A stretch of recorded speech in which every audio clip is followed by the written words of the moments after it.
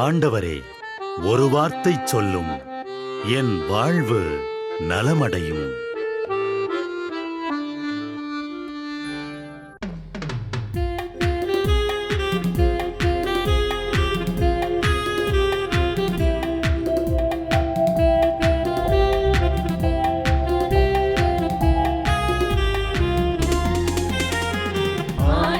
வார்த்தை வல்லமை தருவது அல்லேலூயா. ஆண்டவர் வார்த்தை வாழ்வு தருவது அல்லேலூயா.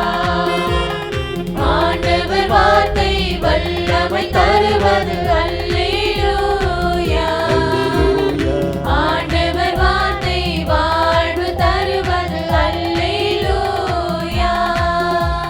செவிகள் திறக்கட்டும், வார்த்தை வளம் பெற இதயம் திறக்கட்டும், பண்பு வலுப்பெறும், உண்மை உணர்வுகள் வாழ்வில் புலரட்டும், நிறைவாய் வாழ்ந்திடுவோம்.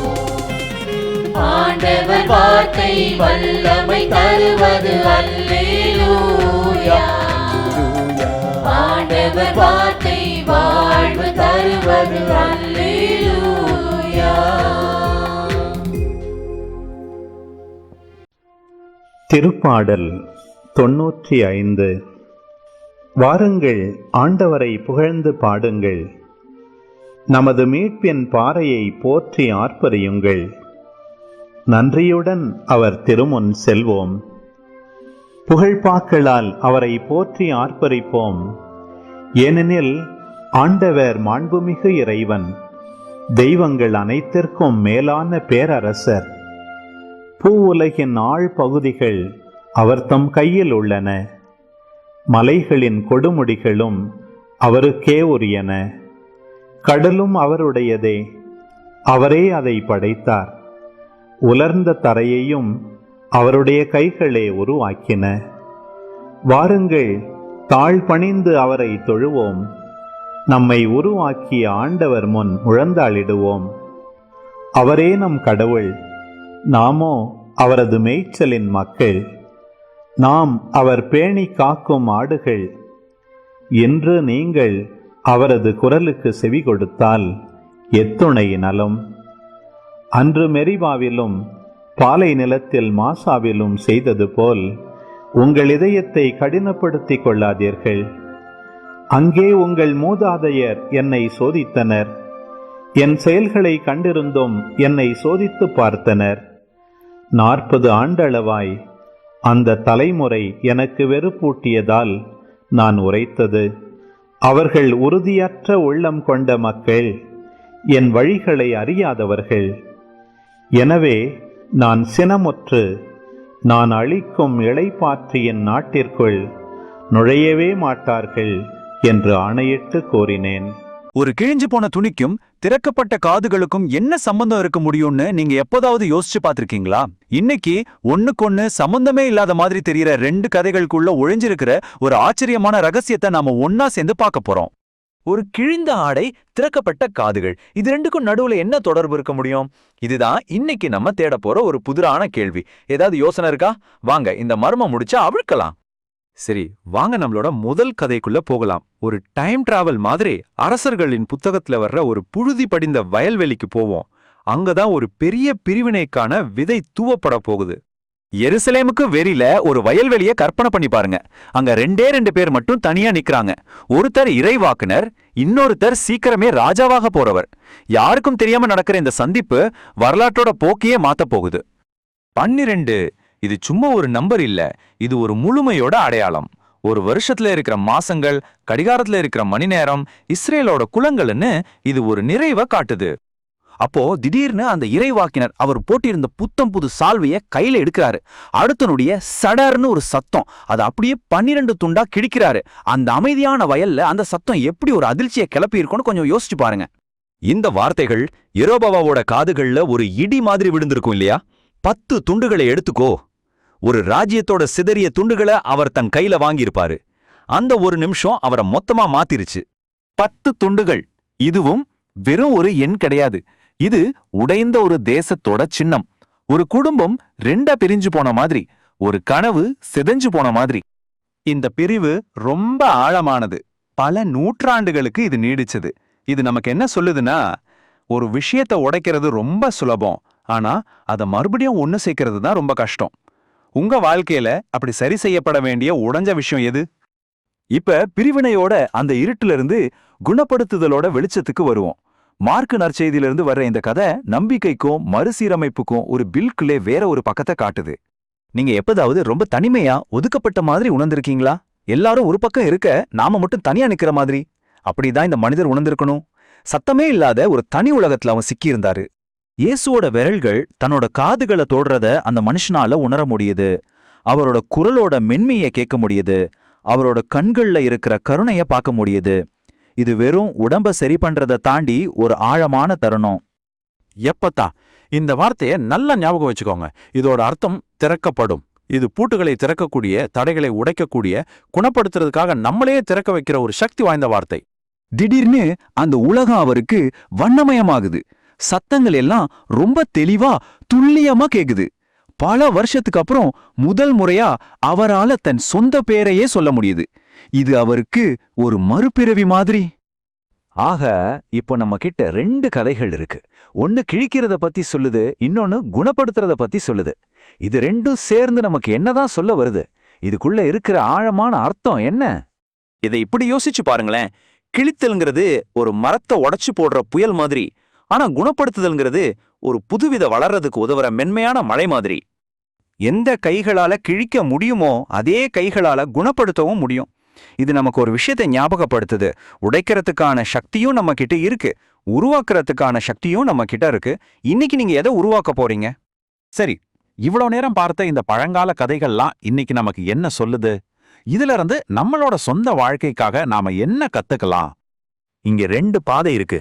ஒன்னு அழிவுக்கான பாதை, இன்னொன்னு மறுசீரமைப்புக்கான பாதை. நீங்க எந்த பாதையை தேர்ந்தெடுக்க போறீங்க? கடைசியா இந்த ஒரு கேள்வியோட உங்களை நான் விட்டுட்டு போறேன். உங்க வாழ்க்கையில குணப்படுத்தப்பட வேண்டிய உடைந்த விஷயம் என்ன? அந்த குணப்படுத்துதலை நோக்கி இன்னைக்கு உங்களால என்ன ஒரு சின்ன அடியை எடுத்து வைக்க முடியும்? யோசிச்சு பாருங்க. திருப்பாடல் 51. கடவுளே, உமது பேரன்புக்கேற்ப எனக்கு இரங்கும். உமது அளவற்ற இரக்கத்திற்கேற்ப என் குற்றங்களை துடைத்தருளும். என் தீவினை முற்றிலும் நீங்கும்படி என்னை கழுவியருளும். என் பாவம் அற்றுப்போகும்படி என்னை தூய்மைப்படுத்தியருளும். ஏனெனில் என் குற்றங்களை நான் உணர்கின்றேன். என் பாவம் எப்போதும் என் மனக்கண்முன் நிற்கின்றது. உமக்கு எதிராக நான் பாவம் செய்தேன், உம் பார்வையில் தீயது செய்தேன். எனவே உம் தீர்ப்பினால் உம் நீதியை வெளிப்படுத்தியுள்ளீர். உம் தண்டனை தீர்ப்பில் நீர் மாசற்றவராய் விளங்குகின்றீர். இதோ தீவினையோடு என் வாழ்வை தொடங்கினேன். பாவத்தோடே என் அன்னை என்னை கருத்தாங்கினாள். இதோ நீர் விரும்புவது உள்ளத்து உண்மையையே. மெய்ஞானத்தால் என் மனத்தை நிரப்பும். ஈசோப்பினால் என்னை கழுவியருளும், நான் தூய்மையாவேன். என்னை கழுவியருளும், உறைபனியிலும் வெண்மையாவேன். மகிழ்வொலியும் களிப்போசையும் நான் கேட்கும்படி செய்யும். நீர் நொறுக்கிய என் எலும்புகள் களி கூர்வனவாக. என் பாவங்களை பாராதபடி உம் முகத்தை மறைத்து கொள்ளும். என் பாவக்கரைகளையெல்லாம் துடைத்தருளும். கடவுளே, தூயதோர் உள்ளத்தை என்னுள்ளே படைத்தருளும். உறுதி தரும் ஆவியை, புதுப்பிக்கும் ஆவியை என்னுள்ளே உருவாக்கியருளும். உமது முன்னிலையிலிருந்து என்னை தள்ளிவிடாதேயும். உமது தூய ஆவியை என்னிடமிருந்து எடுத்து விடாதேயும். உம் மீட்பின் மகிழ்ச்சியை மீண்டும் எனக்கு அளித்தருளும். தன்னார்வ மனம் தந்து என்னை தாங்கியருளும். அப்பொழுது குற்றம் செய்தோர்க்கு உம் வழிகளை கற்பிப்பேன். பாவிகள் உம்மை நோக்கி திரும்புவர். கடவுளே, எனது மீட்பின் கடவுளே, இரத்த பழியினின்று என்னை விடுவித்தருளும். அப்பொழுது என் நா உமது நீதியை முன்னிட்டு பாடும். என் தலைவரே, என் இதழ்களை திறந்தருளும். அப்பொழுது என் வாய் உமக்கு புகழ் சாற்றிடும். ஏனெனில் பலியினால் உம்மை மகிழ்விக்க முடியாது. நான் எரிபலி செலுத்தினாலும் நீர் அதில் நாட்டங்கொள்வதில்லை. கடவுளுக்கேற்ற பலி நொறுங்கிய நெஞ்சமே. கடவுளே, நொறுங்கிய குற்றமுணர்ந்த உள்ளத்தை நீர் அவமதிப்பதில்லை. சீயோனுக்கு இன்முகம் காட்டி நன்மை செய்யும். எருசலேமின் மதில்களை மீண்டும் கட்டுவீராக. அப்பொழுது எரிபலி, முழு எரிபலி எனும் முறையான பலிகளை விரும்புவீர். மேலும் இளங்காளைகள் உமது பீடத்தில் பலியாக செலுத்தப்படும். இந்த விஷயத்துக்குள்ள ஆழமா போலாம். ஒரு கிழிஞ்ச சால்வை எப்படி ஒரு ராஜ்யத்தையே உடைச்சது, ஒரு சின்ன செயல் ஒரு முழு தேசத்தோட தலைவிதியே எப்படி புரட்டி போட்டுச்சுன்னு தான் நாம இன்னைக்கு பார்க்க போறோம். முதல்லயே கதையோட முடிவுக்கு வந்துடலாம்.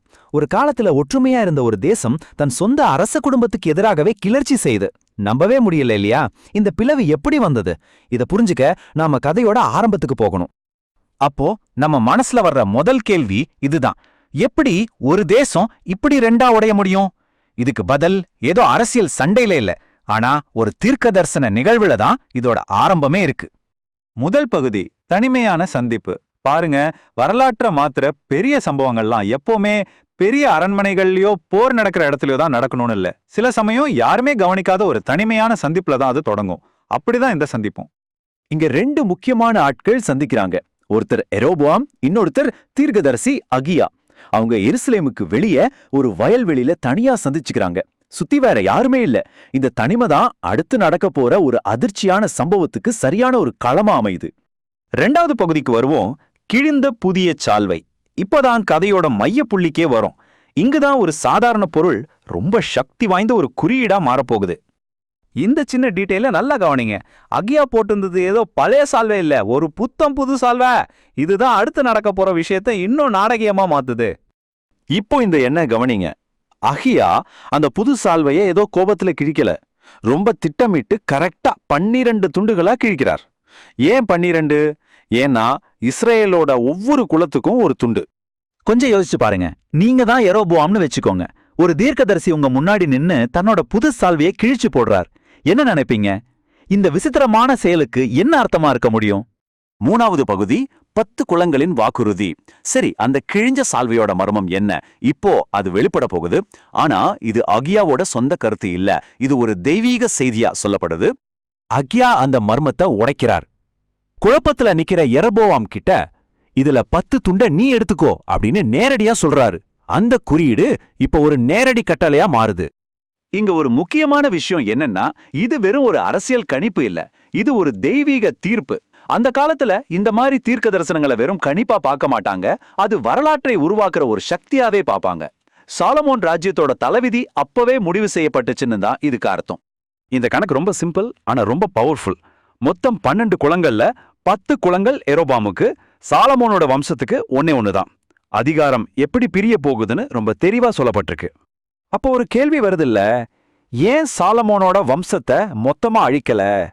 அதுக்கு 2 காரணம் சொல்லப்படுது. ஒன்னு தாவீதுக்கு கொடுக்கப்பட்ட வாக்குறுதி, இன்னொன்னு எருசலேம் நகரத்தோட முக்கியத்துவம். அதனால ஒரு அடையாளம் மாதிரி ஒரு குலம் மட்டும் பாக்கி வைக்கப்பட்டது. 4வது பகுதி நீடித்த பிளவு. சரி, ஒரு வயல்வெளியில கிழிஞ்ச அந்த சால்வை எப்படி தேசத்தோட வரலாற்றையே நிரந்தரமா கிழிச்சது? அந்த தீர்க்க தரிசனம் எப்படி நிஜமாச்சுன்னு இப்ப பார்க்கலாம். இந்த டைம்லைனை பாருங்க, எல்லாம் தெளிவா புரியும். முதல்ல சாலமனோட ஒன்றுபட்ட ராஜ்யம், அப்புறம் அகியாவோட தீர்க்க தரிசனம் ஒரு விதைய மாதிரி விதைக்கப்படுது. கடைசியா அந்த விதை ஒரு பெரிய கிளர்ச்சியா வளர்ந்து ராஜ்யத்தையே நிரந்தரமா 2ஆ உடைக்குது. அப்போ இந்த கிளர்ச்சினா என்ன? இது சும்மா ஒரு சின்ன சண்டை கிடையாது. இது ஒரு நிரந்தரமான அரசியல் பிளவு. 10 குலங்களும் தங்களுக்குன்னு ஒரு தனி ராஜ்யத்தை உருவாக்கி தாவீதோட வம்சத்துடனான எல்லா உறவையும் துண்டிச்சுக்கிட்டாங்க. ஆக மொத்தம் கதை இதுதான். ஒரு கிழிந்த சால்வங்கிற ஒரு குறியீடு ஒரு உடைந்த ராஜ்யம்ங்கிற நிஜமா மாறுச்சு. அந்த வயல்வெளியில நடந்த ஒரே ஒரு செயல் ஒரு தேசத்தோட தலையெழுத்தையே மாத்தி அமைச்சது. இது நம்மள ஒரு ஆழமான கேள்விக்கு கூட்டிட்டு போகுது. உண்மையிலேயே ஒரு சின்ன குறியீடு ஒரு ராஜ்யத்தோட தலையெழுத்தையே மாத்த முடியுமா? இந்த கதையை பார்த்தா குறியீடுகளோட சக்தி நாம நினைக்கிறத விட ரொம்பவே அதிகம்னு தோணுது இல்லையா?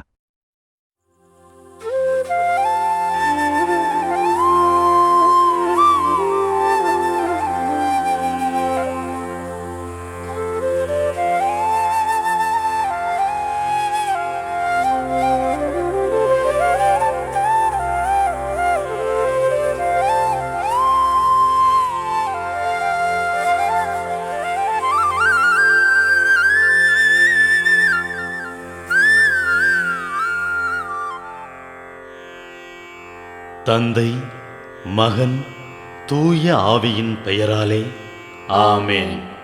வானகத் தந்தையே இறைவா, உம்மை போற்றுகிறோம். இயேசுவே ஆண்டவரே, உம்மை போற்றுகிறோம். தூய ஆவியானவரே, உம்மை போற்றுகிறோம். மூவொரு இறைவா, உம்மை போற்றுகிறோம். அருள் நிறை மரியே, எங்கள் ஆண்டவரின் தாயே, உம்மை போற்றுகிறோம். எங்கள் வானகத் தந்தையே இறைவா, கடந்த இரவு முழுவதும் எங்களை காத்து கண்ணயரச் செய்த உமது அருள் அன்புக்காக நன்றி கூறுகிறோம்.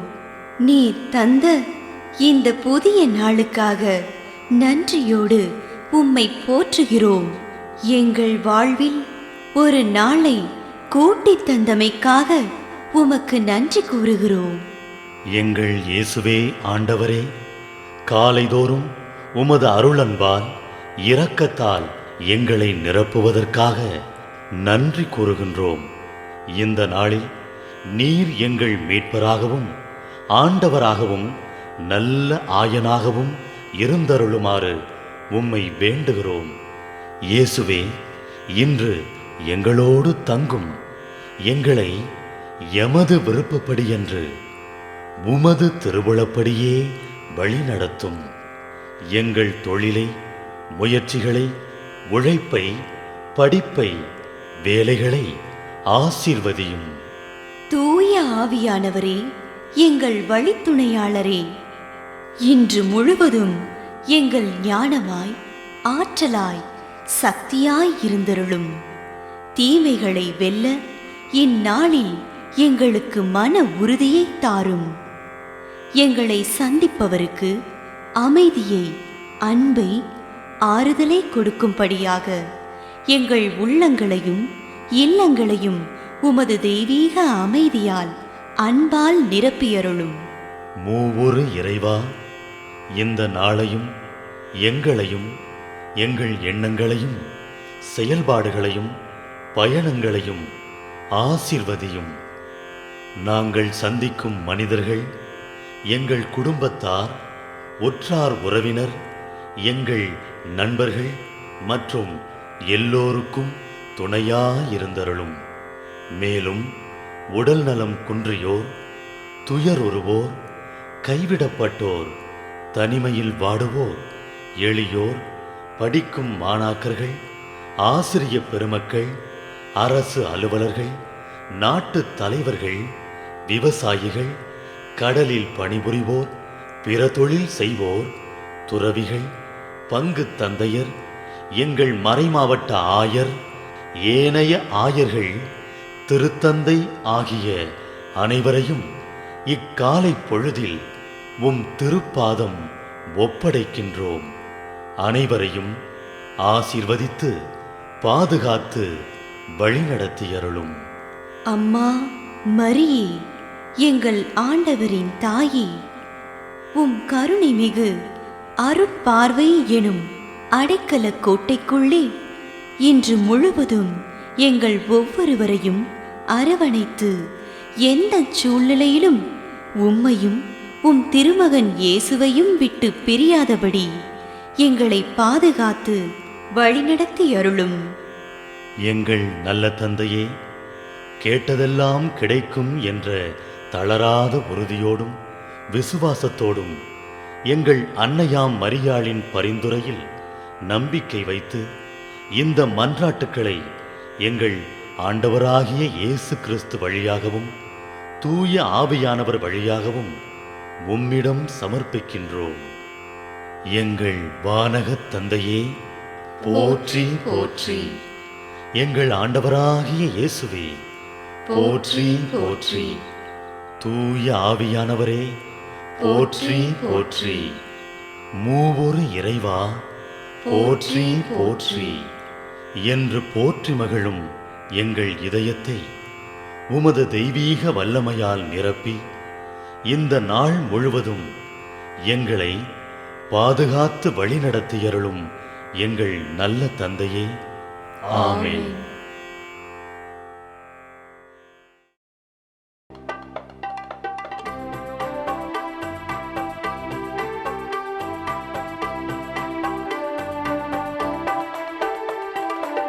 விண்ணுலகில் இருக்கின்ற எங்கள் தந்தையே, உமது பெயர் தூயதென போற்ற பெருக,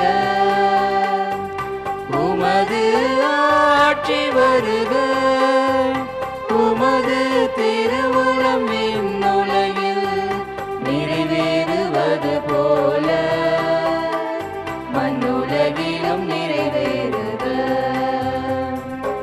எங்கள் அன்றாட உணவை இன்று எங்களுக்கு தாரும், எங்களுக்கு எதிராக குற்றம் செய்வோரை நாங்கள் மன்னிப்பது போல எங்கள் குற்றங்களை மன்னியும், எங்களை சோதனைக்கு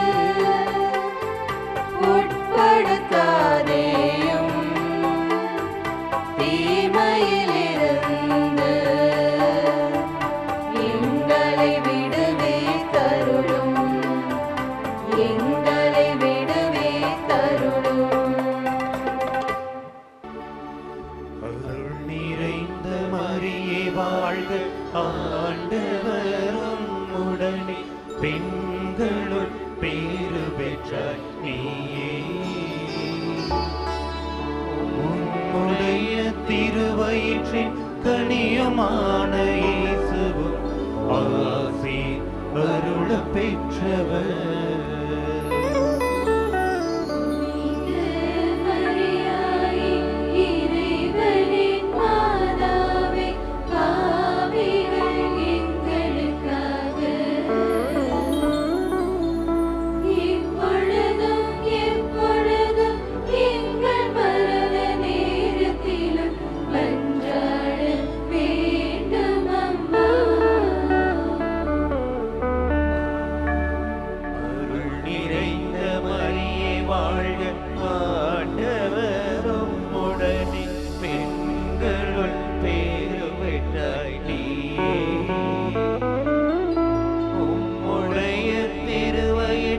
கனியுமான இயேசுவும் ஆசி அருள பெற்றவர்.